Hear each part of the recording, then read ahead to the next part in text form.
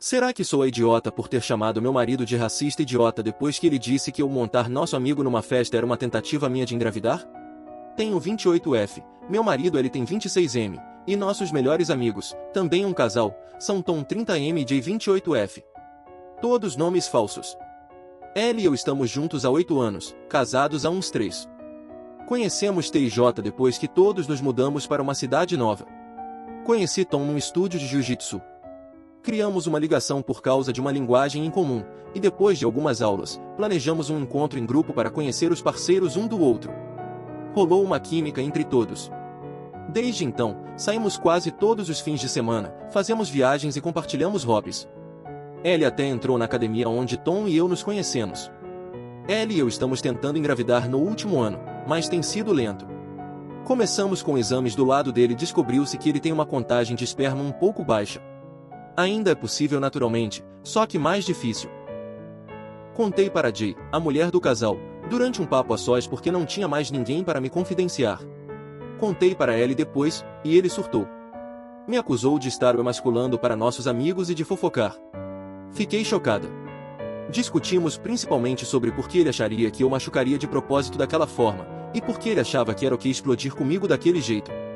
Aquele tipo de explosão nunca tinha acontecido antes. Ele acabou se acalmando, conversamos, e achei que tínhamos superado.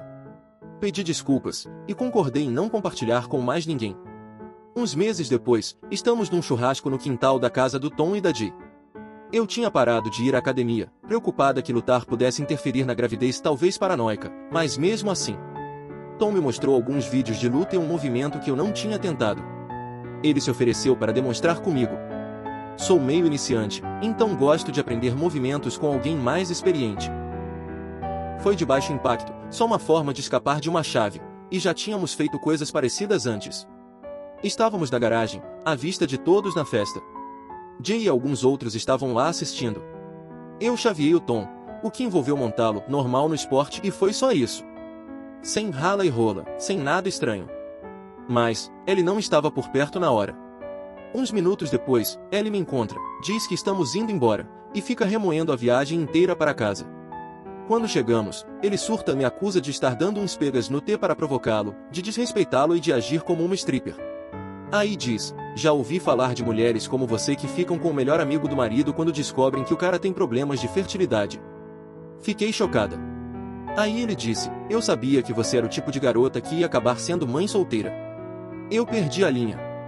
Para contextualizar, sou meio negra, meio coreana. T é meio branco, meio coreano. L e J são brancos. L me chamar de mãe solteira foi racista e nojento. Partiu meu coração. Ele nunca tinha falado nada assim para mim antes. Eu estava gritando com ele, disse que ele era um idiota racista se achava que demonstrar um movimento ia me engravidar ou qualquer merda idiota que ele pensasse, e que eu não queria ter filhos com alguém que pensa assim. Fiz uma mala e fui para a casa dos meus pais, a 2 horas de distância. Quando contei para eles, minha mãe ficou furiosa. Meu pai, que é coreano e imigrou, achou que talvez eu estivesse exagerando, ele nem sempre entende as microagressões da mesma forma. Agora estou aqui me perguntando, eu sou a babaca por chamar o L de racista e dizer que não quero uma família com ele? Estou perdendo alguma coisa do lado dele? Estou na casa dos meus pais há 2 dias e ainda não consigo pensar direito. As coisas não eram assim antes de começarmos a tentar. Algumas pessoas me procuraram curiosas para saber como as coisas tinham andado com a minha situação. Acho que o consenso geral era que eu não era vilão ou que todo mundo estava errado, queria dar um update, mas para ser sincera, as coisas não estão resolvidas. Atualização, a gente precisa de terapia e o futuro é incerto. Depois que postei, procurei meu marido, L, para conversar com ele. Perguntei se ele toparia uma ligação para a gente discutir o que tinha acontecido, ele disse que preferia conversar pessoalmente. Eu concordei e pedi para ele me encontrar no meio do caminho entre a casa dos meus pais e a nossa. Também sugere que ele levasse um amigo familiar, já que eu ia levar minha mãe. Não para participar da conversa, mas só para dar apoio emocional se precisasse. Ele topou. Fiz um esquema com os assuntos que queria abordar na conversa, me baseando em alguns comentários do meu post anterior. Os tópicos eram: depois da nossa discussão por eu ter contado a Jay sobre o problema de saúde dele, o que eu poderia ter feito, além do que a gente discutiu naquela noite, para ele se sentir mais confortável e amparado? Naquela noite, eu pedi desculpas e a gente combinou que eu não compartilharia nenhuma informação sobre nossos planos de família. Que eu pediria a Jay para não compartilhar as informações, e que eu deixaria o L decidir quem, quando e como a gente contaria a nossa jornada a qualquer pessoa além da gente. Quais são os limites dele em relação aos meus amigos homens e eu? Quando e por que os limites dele mudaram? O que eu posso fazer para acalmar os medos dele? Por que ele decidiu usar as palavras que usou comigo? Especificamente o comentário de mãe do meu filho? Sei que muita gente no meu post anterior ficou debatendo sobre a validade dessa declaração como algo racista ou motivado por racismo. Isso me fez realmente parar e refletir sobre o assunto. Eu reconheço que, para a maioria do Reddit, a minha experiência de vida como mulher negra não é algo fácil de se relacionar. Seja por falta de exposição a pessoas negras ou por uma resistência em ouvir que os seus próprios comportamentos podem ser prejudiciais a outras pessoas, mesmo sem intenção. Eu já experimentei racismo e sexismo na minha vida. Muitas vezes, não era algo tão fácil de identificar como um insulto, mas usar linguagem que me menosprezava, me diminuía e me alienava, enquanto fazia referência às minhas características ou à minha cultura. Por mais que tenha sido contestado, chamar mulheres negras de mãe do meu filho é um estereótipo racista negativo que está associado à negritude e à maternidade negra há décadas. Só porque a frase é usada comumente nos anos 2020 não significa que não tinha implicações sérias alguns anos antes. Eu sei o que significa, especialmente dado o contexto. Eu também sei que meu marido está ciente de que usou uma linguagem carregada. Ele já me defendeu e me apoiou quando outras pessoas usaram isso contra mim no passado, além de ter experimentado isso em primeira mão por causa do nosso relacionamento. É parte da razão pela qual nos mudamos para nossa nova cidade. Ele não queria que nossos futuros filhos crescessem em um lugar que não tivesse diversidade social e étnica. Como resultado da nossa mudança, nosso círculo social é muito mais diverso agora. Eu e ele nos encontramos essa manhã, ele trouxe o primo dele e eu levei minha mãe. Ele e eu sentamos sozinhos e começamos a resolver as coisas. A primeira pergunta dele foi sobre a minha perspectiva do incidente do churrasco. Algumas pessoas apontaram no meu post que ele pode ter ouvido uma versão diferente dos fatos, e acabou que era isso mesmo. Ele tinha sido informado, por outro convidado homem, que eu fui até o Tom e implorei para ele me mostrar um movimento. Aí, quando fomos todos para o estúdio da garagem, eu subi em cima do Tom e sentei na virilha dele e o Tom me segurou pela cintura. Que a gente não tentou fazer uma pausa e que parecia uma oportunidade de agir de forma inadequada com o Tom com uma desculpa plausível. Ellie disse que não lhe ocorreu que essa pessoa poderia não estar dizendo a verdade. Na noite em que eu saí, ele acabou ligando para nossa outra amiga Amy, outra praticante de jiu-jitsu, para reclamar do relacionamento entre mim e Tom. Amy também fazia parte do grupo em que eu estava quando Tom perguntou se eu queria fazer uma demonstração. Amy disse a ele que foi definitivamente uma demonstração legítima e que depois que eu terminei, outras pessoas também tentaram o movimento, homens e mulheres.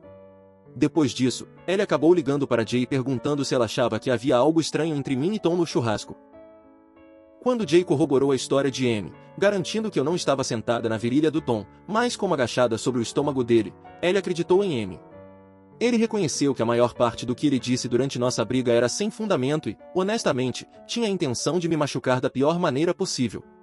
Ele reconheceu que escolheu dizer mãe do meu filho em vez de mãe solteira ou algo assim porque sabia que o primeiro me machucaria mais. Ele disse que, na época, se sentia justificado. Ele achou que eu estava exibindo um comportamento vulgar, brega, ao ficar com um amigo na frente do nosso grupo social. O Tom o deixa inseguro porque ele é mais extrovertido como eu. Compartilhamos um segundo idioma em comum e temos muitas experiências de vida semelhantes, já que os pais dos dois são coreanos.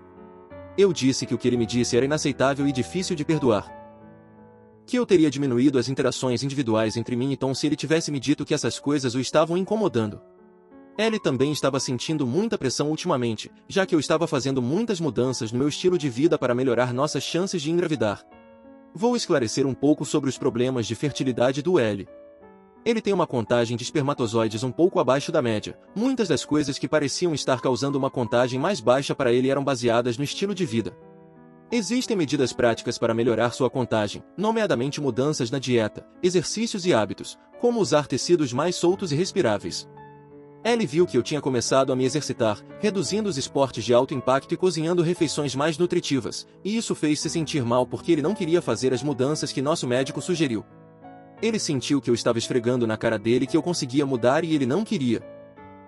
Isso fez sentir culpado e com raiva. Perguntei por que ele não se sentia confortável em me dizer isso, o que tinha mudado em nosso relacionamento para fazê-lo sentir que não podia falar comigo. Ele disse que estava tendo dúvidas se ainda queria ter filhos. Ele sempre esperou simplesmente me engravidar, mas com nossos atrasos, isso fez pensar nas realidades de ter filhos, quanto de sua vida teria que mudar. Ele também percebeu quão diferente a experiência de seus filhos com o mundo poderia ser da dele e isso o assustou. Ele não queria me dizer por que não queria ter essa conversa. Ele tinha medo de que eu fosse embora ou, se eu ficasse, eu o ressentiria. Em vez disso, ele internalizou isso, o que o fez me ressentir.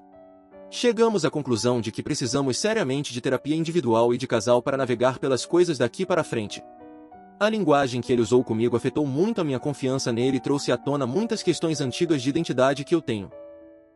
Ele quer trabalhar expressando suas emoções e lidando com sua insegurança e desconfiança em mim. Estou de volta na casa dos meus pais e planejo voltar para casa depois de passar o feriado com minha família. Não sei para onde as coisas vão daqui, mas estou vagamente otimista de que ambos podemos nos tornar pessoas melhores e mais saudáveis. Gostou do relato e gostaria de mais como esses? Siga o canal e ative o sininho das notificações.